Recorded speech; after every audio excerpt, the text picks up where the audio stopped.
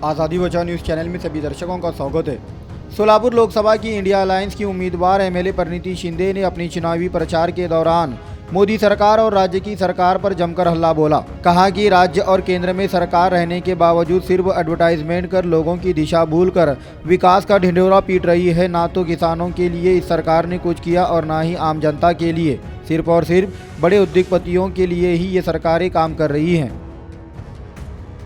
उपस्थित शिरडोन गावातले सर्व ग्रामस्थ, सर्व माझे बंधू, वडीलधारी मंडळी आणि सर्व उपस्थित बंधू, आज तुम्ही माझ्या या गावात स्वागत केला त्याबद्दल धन्यवाद। मागच्या 10 दिवसाखालीच मी शिरडोनला रात्री येऊन गेलेली। महिलांचा मोठा कार्यक्रम होता आणि आपण मला बोलवलेलं कामळजी, त्याबद्दल तुमचे मनापासून आभार मानतो। सुरुवातीलाच मी सांगते की ही निवडणूक लोकसभा निवडणूक 7 मेला सोलापुरात लागली आहे आणि तुम्ही माझ्यापेक्षा सगळ्यांनी जास्त आमोशन पौर्णिमे बघितले, पण ही निवडणूक तुमच्या आयुष्यातली सर्वात महत्त्वाची निवडणूक ठरणार आहे आणि म्हणून आपल्याला निर्णायक मतदान ह्या वेळेस करायचं आहे।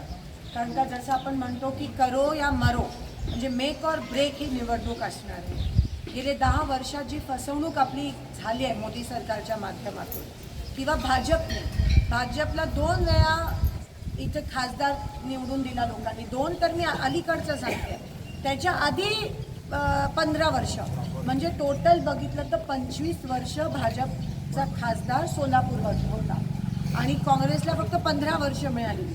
तरी भाजप एवढं अकार्यक्षम ठरलं आहे। ज्या शोशायरीने मोदी सरकार आलेलं की आम्ही 15 लाख देऊ आणि हे देऊ आणि ते देऊ, पण मागच्या 10 वर्षात एकही गोष्ट आपल्याला मिळाली नाही आहे। हा आपल्या लोकांसोबत झालेला खूप मोठा विश्वासघात आहे आणि जर आपण परत फसलो तर नुकसान आपला होतो, नुकसान दुसऱ्यांचा होत नाही। आज सोलापूर जिल्ह्याचं एवढं मोठं नुकसान झालं आहे, जे सोलापूर लोकसभा मतदारसंघ शिंदेसाहेबांनी एवढा पुढे आणलेला तो आज मागे पडला।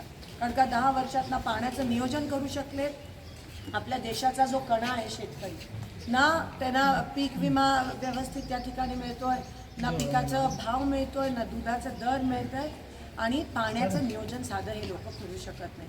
आज तहानलेला हा पूर्ण भाग आहे आणि किरकोळ मागण्यात मला सांगा, एक 500 कोटीची मंगळवेढ्याची उपसा सिंचन योजना राबवू शकले नाही, पण एका आमदाराला द्यायला यांच्याकडे 50 खोके कसे येतो? तेवढे जर 10 आमदारांना नाही दिले असते तर आपली उपसा सिंचन योजना लागू झाली असती, पण ह्यांना